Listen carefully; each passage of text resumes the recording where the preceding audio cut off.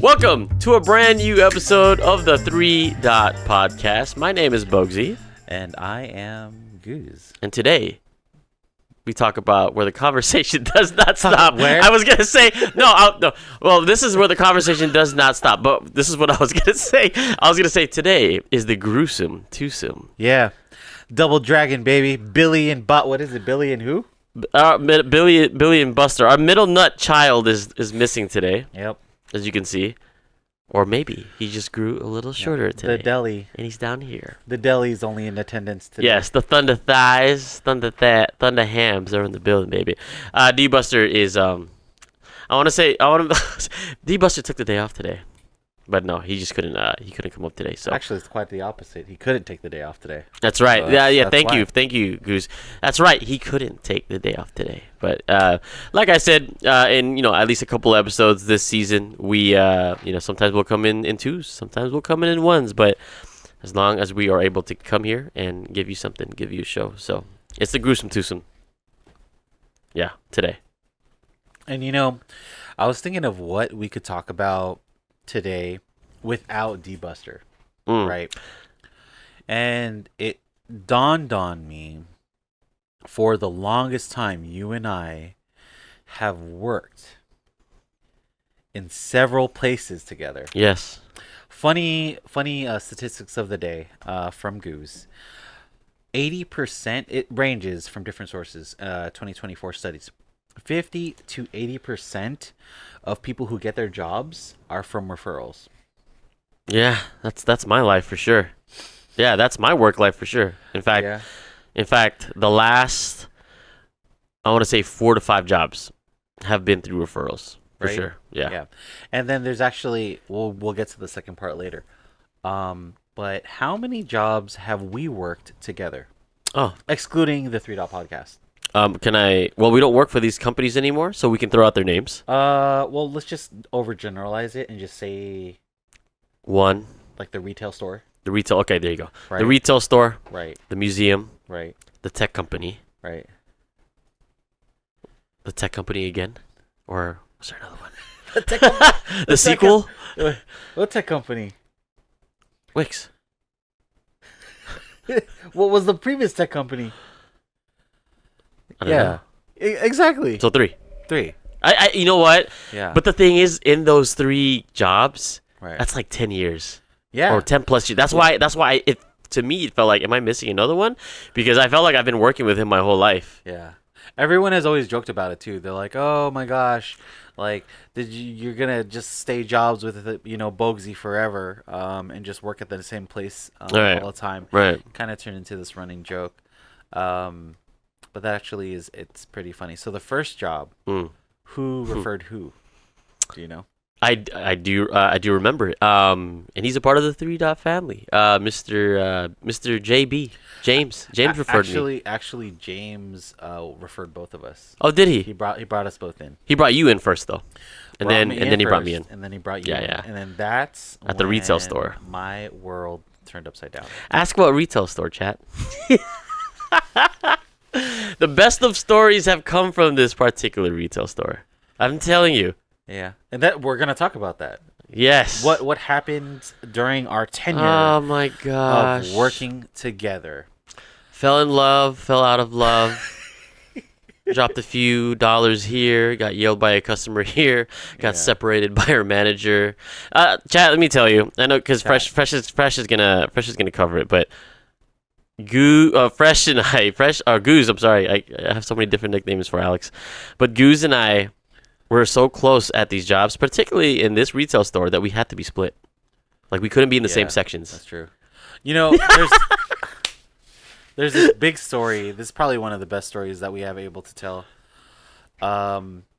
Bogzy was working, and if you know anything about Bogzy, and he's not gonna say this is true, but it is true. This guy can fart like he's I cannot confirm nor deny. In fact, I will blame the middle child that's not here. It's Dave Buster. He's the one, okay? He's the triumphant farter in this group. So basically, the Brian farts so much, and it's so audible. It's like the stereotypical, like, wah, you know, like that kind of fart. And I'm working. It's not true, Chad. I'm working in and I'm folding. I'm trying to be a good worker at this retail store. I'm at the fitting room, and he walks over to me, and he like walks over, just waddles over, stands right here, and then he just goes, wah. And there's a Jamila. I can say her name. Jamila was about. Shout out to Jamila. We miss and love you, girl. Shout out to Jamila. Oh my! I'm she's like, tears already, she's like dude. 26 feet away, and she's like, "Ugh, Alex, is that you?" Oh my god, dude! So all right? You know, just for this story, so I can back it up with evidence. So I come up to Alex, I blow him away, literally. And usually when I do this, I run away. So that way no one blames me. And so Jamila was the closest employee that was near Gooze. Yeah, she turns around, she goes, ugh! Yeah. And she was like, "Ugh, you're disgusting." And I was trying to deny it. But, you know, as the saying goes, whoever denied it supplied it. And I was obviously saying, "Brian!" And our manager, Leah, shout out to Leah. No, Megan. Was it Megan? Oh, was it Leah too? It was Leah. Leah. There were so many moments like this. Yeah. She's like, "Alex, go over to the boys section." And for retail places, Yes. the kids section's like you're being banished to exile. If you know, you know. And I know people who have worked in retail. Yes, the kids section is almost always the worst section to be at. Yep. And they sent him there. They sent him into the shadow realm of the toddler area. And what pissed me off more incrementally was that this guy would still walk over to me after this whole fart gate happened, this whole fart debacle, and he would come over, and I was pissed because I got banished to an island full of just children's clothes. I remember it quite perfectly. I walk up to him just to check how he's doing because our manager she literally checked us and separated us. She's like, "Okay, you two can't be together in the same section." So they put Fresh in the toddler area. They put me at the front of the store near the men's area, which is an easier section. But of course, in downtime, I'll walk over to Gooze, and I see him just aggressively folding toddler jeans and putting them in the wall. The moment he sees me in the corner of his eye, he just goes, "Just leave me the fuck alone, all right?" This is the perfect murder does exist and existed that day. It was a perfect crime. Yeah. It's hard to fold toddler clothes. It is. You try fucking doing that shit. Well, I have. Well, the also it's not just a folding, but it's a little crime area too. Yeah. When people steal stuff from retail, they hit the toddler area. Why? Because most of the clothing there can fit in their pockets. It can fit in their bags. True. So not only was Gooze, you know, folding, but he was also on Crime Watch in that quarter as well. Yeah, that's true. I was like, "I'm vengeance." Yeah. They gave him a responsibility he didn't want, but yeah, 100%. That's one of the stories. There's so many stories. There's one that stuck out for me since I knew you were thinking about that story specifically, but there was one story. I got moved up into a cash key holder position, and so I went to go get change, and it was just me and Brian. The store was open, so I went to go get change. This place where you can get changes in the front. And I reached down.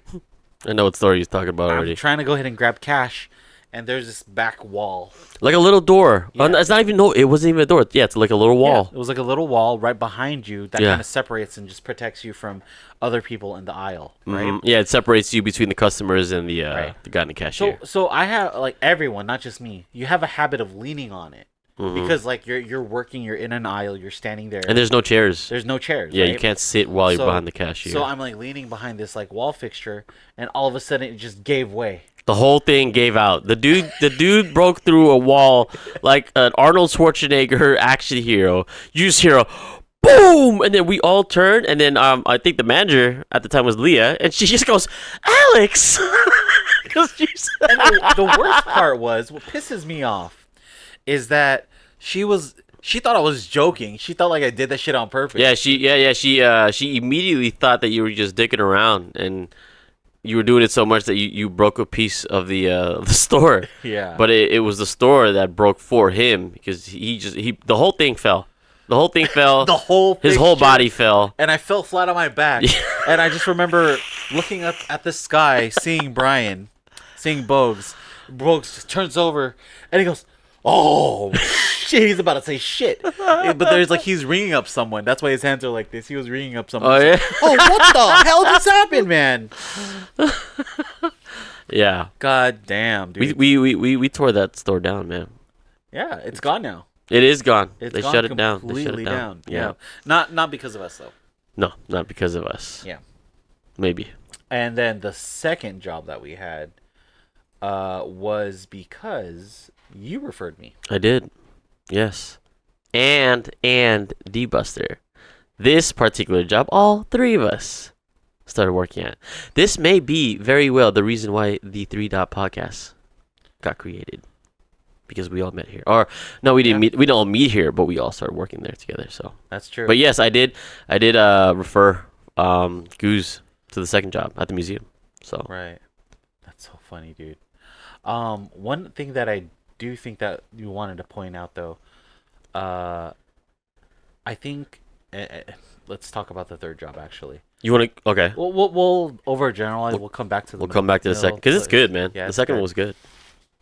But then after you left, right? Yeah. And then shortly I left. Yes. But you referred me to the tech company. I did. Yeah. Yeah. And I tried to bring D-Buster too. He almost made it. Right, but he didn't, right? He didn't. He didn't. Yeah. So that he's probably the small percentage of people who referrals who don't get that job. But it dawned on me to research a little bit more of people who get fired, as from their referrals get fired. Uh huh. An amazing 370% of people who get referred do not get fired. Oh, really? So if you're referred, there's a 370% chance increase that you will unlikely that you get fired. That is wild because there are so many things that we got away with in the first job in retail, the second job in the museum, the third job in tech. And I'm telling you, and I hope we get to talk about at least a couple of these things that got us in trouble at these jobs. But yeah, we for sure should have got fired in at least a couple of these jobs. Right. But that makes sense though. That source comes from jobvite.com. Oh. So Bogues, so you wanted to talk a little bit about the second area. Yeah. Right? Mm-hmm. So what is it? What was that second job that we worked at together? It was this magical museum. What and how? Are some of the memories that you had working with us together, us three, and that's where the 3 Dot did start. Yeah, so. That's where it formulated. That's where we all talked about, hey, maybe we should do a podcast show. It was because all three of us. This was the one job where, in my group of friends, I had more than just him with me at the job. There was another one as well. And then when you have a lot of friends at the same job, and plus, I'm not disregarding all the friends that we made while we were working out there as well. Yeah. That's what made it fun. It didn't feel like at a very certain point in those 5 years that I worked there at the museum, it didn't feel like coming into work. It felt like I was just going to see my friends, and it was a super fun job. A super fun job to we met a lot of people from all over the world. Right. Different people coming into the building, finding out where they're from. That to me was dope, super dope. And while I'm doing that with my friends there. Was there a funny moment like that happened from us before, at the retail job, something where you're like,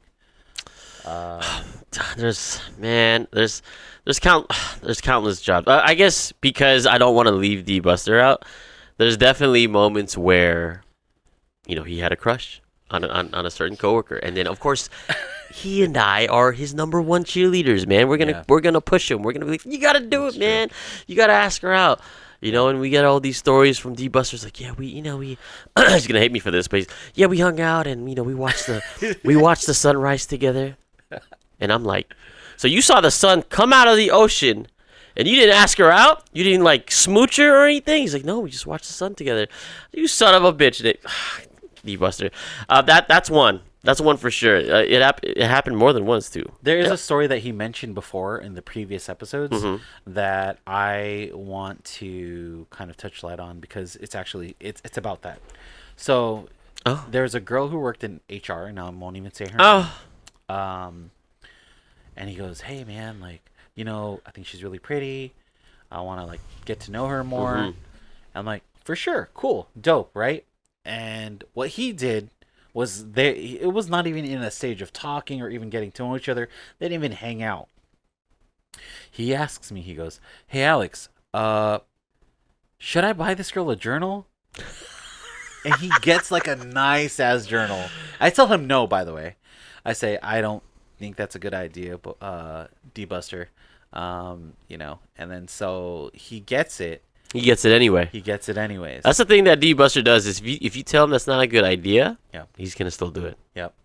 That's why he's a buster. And the first thing that that happened was that he texted me later. He was like, "You're fucking right. I shouldn't have done it."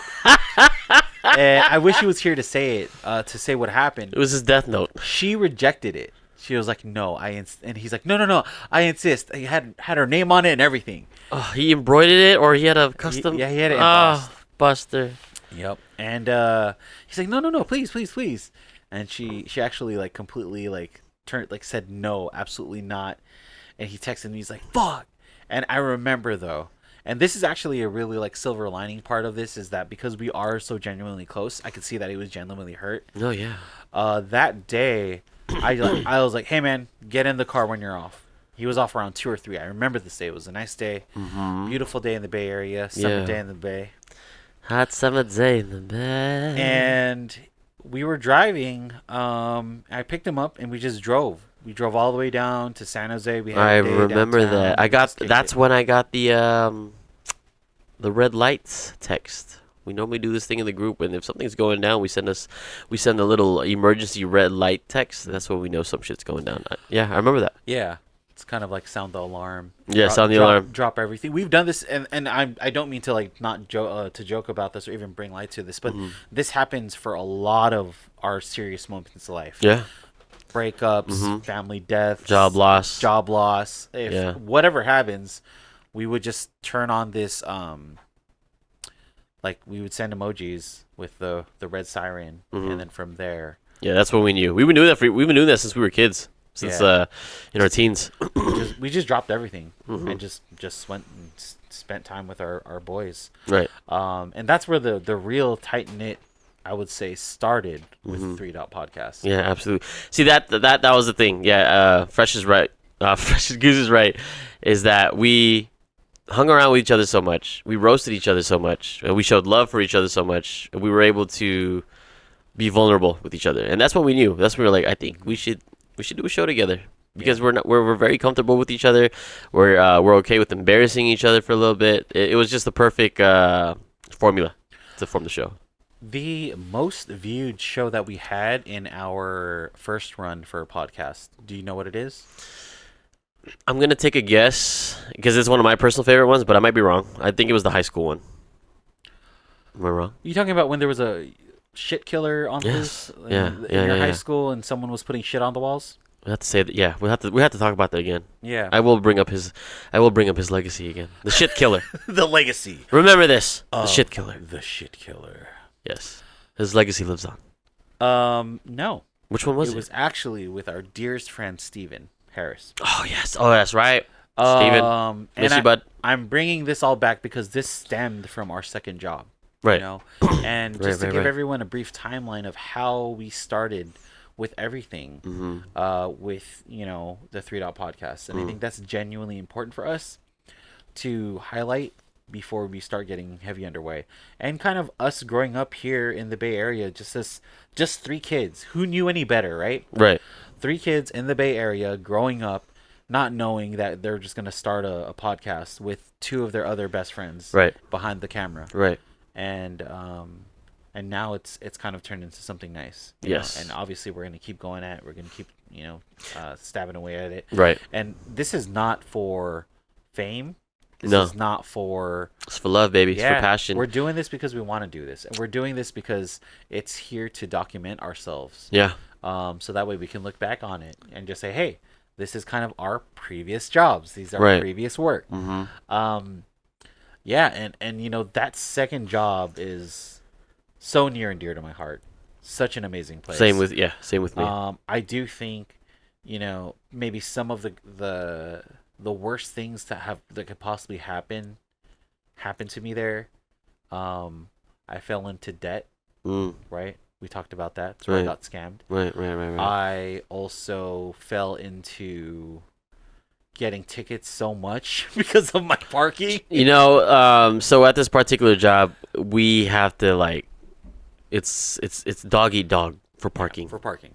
It's in the city. We can say yeah, it's in the city. It's in the city. So if you know, in San Francisco, you got to fight for parking. There's no default parking for any of us. So we have to get there early to get a spot. This guy right here, he would barely make it to a parking spot, or he would find a spot. But the thing is, that particular spot, you had to move your vehicle every 4 hours, and we didn't want to do that because it's so hard to find parking. And so he wouldn't move his car, and because he wouldn't move his car, they would, and you know, they put you on game unless they changed it up now. They would put chalk in the back tire, the traffic officers, and that's how they know that you've been there for a long time. Now the thing is you can get a little bit of water, wipe the chalk, and then just move your wheel a little bit so it shows that there isn't no chalk, because the officer that comes back around is a different officer. But for some reason, I think you could correct me, but there might have been a little bit of chalk still left on your tire, or you just didn't move it at all. No, they started implementing camera recognition. There you go. So like it's now no longer you can't just wipe the chalk off anymore, guys. So I remember walking into Gooze's car. I remember walking into Gooze's car where we were heading somewhere. Yeah. And he just nonchalant puts his sunblocker down. He just goes, and you see a whole bunch of envelopes just dropped. Yeah. It was all his tickets. It was all his parking tickets. And then when it all fell on his lap, I was just like, my God, did you pay all those shit? And he's like, I'll get to it when I get to it. It happened so much. It was like a credit line, bro. It was like, oh, gotta pay for this bill again. I remember at some point, Goose was just like, oh, yeah, I made so much contribution to the city of San Francisco through parking. But it was ass, dude. That was probably one of the main things that was horrible working there, is parking. Parking was just shit. We always complained to the higher-ups, like, when can we get our own parking? Like, but, yeah. They just never allowed it. Never Still to this day. allowed Till this day. Yep. And you know what? It's fine, whatever. But hey, you know, San Francisco, city of San Francisco. Look now, huh? Your buses are breaking down. That's right. Well, put your boy back on game. There, yeah. I'll take all your tickets. There you go. Put him back. Doing all that shit. Yes, and then he'll get it all back in taxes later. Yeah. But yeah, that was our highlight of our second job. A lot of amazing things. There's a lot of things that went down in that building, man. I mean, there were also these annual parties. Yes. Oh. And but just for the workers. I'm not talking about the big one. I'm talking about the one that was just for the families. Yeah. And I remember specifically too, my second one.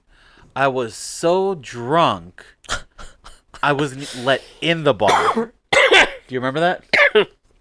Yes. I remember I was stumbling. I vaguely remember at this point. I vaguely remember stumbling. Well, because they were serving top shelf shit, man. Yeah, and it was just... Take advantage of that. If it's for the free, it's for the free. Yeah, and I went in front of the bar, because after the party, we went in front of the bar, to the bar. We went to the bar, and I remember just kind of like trying to get in, and the person who was checking the ID was all like, oh, you can't even get in. Because I was like stumbling. I was like, we're fucking... Yeah. But I mean, it was a crazy time. We were young college kids, or we were in the midst of within college, trying to graduate as well. So it was a very college mentality. In this building, every Thursday, they had a night version. So I'm pretty sure if you're from the Bay, you probably know what we're talking about and where we're talking about.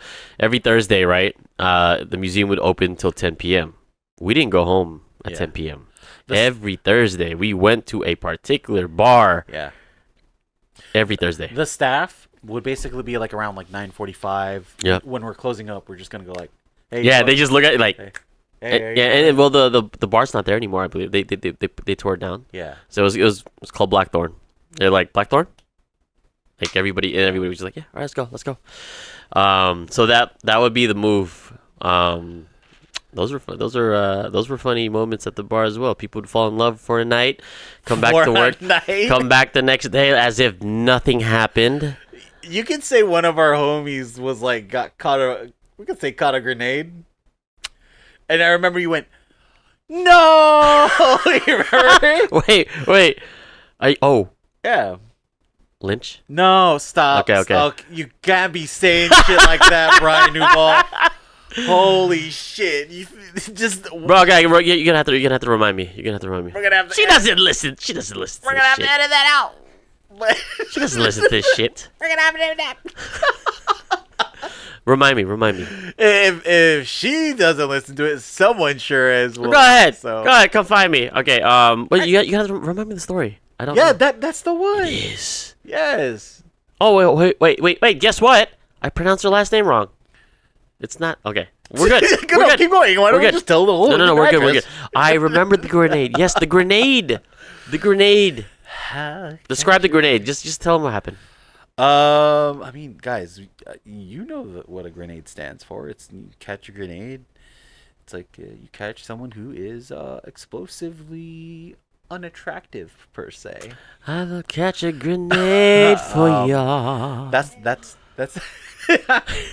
a term. That's a term. I don't know if you heard that. Oh, no. But chaotic chiming in with the background vocals. Oh right now. no. The semicolon chaotic. Yeah. But we were just watching too from afar, and we were just like, we can't. It's too far gone. Yeah. We couldn't do anything about it. You know, surprisingly enough, I take that back. Never mind. We're not gonna get into it. I was about to say, I never got into any trouble. I did. But let's be real. I got into my hand. Yeah, you did too. You damn well did. You and I got more in trouble than this one right here. This middle one here. Now, this guy. This one's the nice one, guys. You guys. Well, now he's different. He's coming from a different angle this particular season. Yeah. You know, he's a new man. So, but yeah, he's the nice one. The little one is the nice one. It's us. We're the ones. We're the trendsetters. Yeah. We had some. So I wouldn't want to say whistleblowing, but where actually you mentioned this. All right. Can we talk about it? No, I don't think you know what I'm about to talk about. No, you go ahead. Because okay. We talked about it with our boys about 2 weeks ago. Where's the weirdest place you jacked off at? Oh, stop it. And you said, where did you say? I'm not okay. Hey, can I not say? Because I'm not gonna say where. Oh. I'm not gonna say where. I can't say where. But oh my God. There was a private room that we can only get into. We only had the keys to it, or actually, not everybody had the keys to it. Only supervisors had the key to it. I had the key to it. It's a private room. It's a private room, and that pissed me off because I have access to that. I had access to that room. So when you said it was in the bathroom. All right. Disgusting. It was in the bathroom. I was, in the midst of my 20s. I was a horny ski bag. So you just were like, oh, let me just go. It was a stressful day at work. Had to just let it out. And I was probably pissed at some coworkers that day. Yeah, I just had to let it out. That is disgusting. Beyond disgusting. Anyways, mine's in the Jack in the Box drive-thru. So, next question. Oh my gosh. Let's see. That's what we're just talking about. Beat my dick like I owe some money. Talk about a late night munchie meal. Yeah. So disgusting. Welcome to the gruesome twosome. This is the anyways. Yeah. So actually, we haven't even gotten to the third place, and I personally think. And I hope we talk about this one thing. But go ahead. The tech company. Yeah. The third place, I would say, was probably where I got messed up the most. But I didn't make a lot of issues per se, except for one with Bogzy. I think it's okay. We can talk about it now. Time has passed, and it was pretty bad.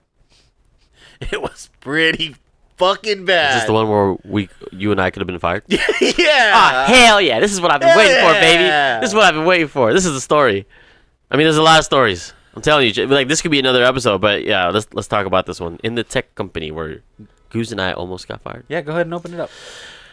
Gooze and I had our own Slack channel in the work channel. Worst thing you could do is have a private channel in a work channel. It's not really private because work can monitor it. It was he and I and about 6 others in that group, and the only reason why we had that group was just to talk shit. Oh, can I scale back? Go ahead. It started out as not talking shit. It was a group for like kick-its. It was the flight club. It was called Flight Club That's because what we called it. wanted to get high. All right. So we wanted to kick it outside of work, and we called it Fly Team. Actually, Yeah, flight team. we called it Fly Team, and we should- like this. How We used to fucking go like this. cult like we are, bruh. We Yeah. would walk by each other and be like, "Fly Team, baby." Yeah, And still, what's up? What's up, Fly Team? Yeah. Yeah. Go ahead, continue. So flight team was it would be just like, hey, what we doing on Friday? You guys want to kick it? You want to go to shout out to Balta? You want to go to Balta's crib? You want to get lit, or just to talk a little smackaroony, and that is something that we did do. We talk shit and talk literally. Oh, I forgot Reese's was behind me this whole time, dude. Hi, doggy.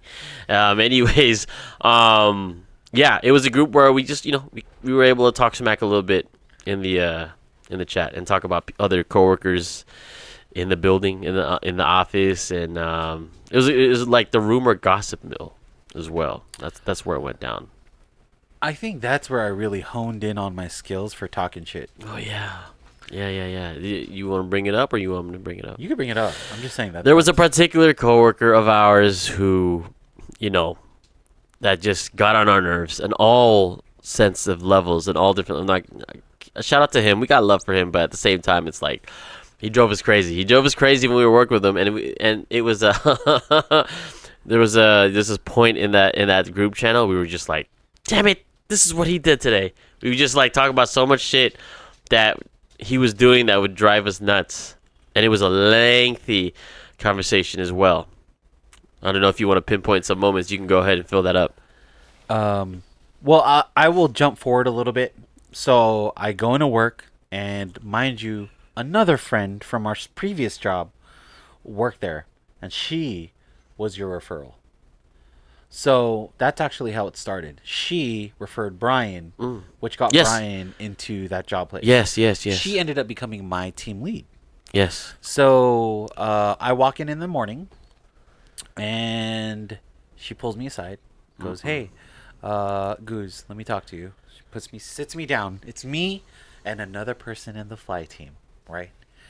And she goes, the only thing she says, she just goes, "So, fly team," and my fucking heart sank to my balls and dropped down to the floor, cause I knew we were caught. We had got caught. You see this face I'm making, chat? This is the same face I was making too. I was trying not to smile, but I also knew we were kind of fucked. No, so again, this leans to 370% less likely we should have been fired that day. Because the amount of stuff that we said in that chat, we were talking shit about the dude. We were talking about just how horrible of an employee he was and some of the antics that he pulls. And we, I just remember at some point in the chat, Gooze would be so pissed at him. He's like, I'm gonna take a shit in front of his desk or on his car. We would say stuff like that. But it wasn't actually like planning or plotting or anything. No, not at all. We're just shit talking. You should talk with your friends and stuff. So yeah, but the problem here, and I get it now that I'm older, he wasn't in the chat. Yeah. Right? So we're just talking shit. Yeah. And then also, secondly, I remember the moment that we got there on the desk. Oh boy. I searched his name in that chat. Oh yeah. I had mentioned him 4 times. So his name 4 times. Right? Our other buddy, 6. Our other buddy, 2 out of the 6 people within the chat. Brian Bogzy comes in with 32 times mentioned in the chat. Oh no! An amazing number. Oh my God. And then mind you, gargantuous even. Mind you guys, Goose was up for promotion. He was up for promotion during this time, and because and because of this moment, he couldn't get the promotion. At this time, we were all just scared for our jobs. My team lead pulls me around the corner. He does the same thing. Shout out to Larry. Miss you, love you, bud. He pulls me around into a private room, and he's just like, so he did the same thing. He's like, flight team. I was like, yes. He's like, you guys talk so much shit, and you literally talk about shit, like actually shitting as well. Like you have a big ass shit that you've been holding. You're just stuck on a call. Half the chat was talking shit. The other half was just like, I got a shit. And like, it's that's all it was. it's so funny because when he was like, you guys talk about shit, and you guys talk about literally like holding a shit, and I think about Fresh because or Goose because. You know, he did that multiple times. He's like, I can't wait to get off this call so I can take shit. But yeah, we should have gotten fired. But because what is it, 300 what percent? 370? 370% less likely. Yeah, with my lead, he was like, he straight up said like, you guys should technically get fired for this, but you're not. And then I was just like, whoa, that's crazy. They kept us all. They kept all of us. They kept all of us. I was genuinely sad. Because I was up for promotion, like you said. Yeah. And I don't think he understood it until like weeks later when they had fully announced the new position.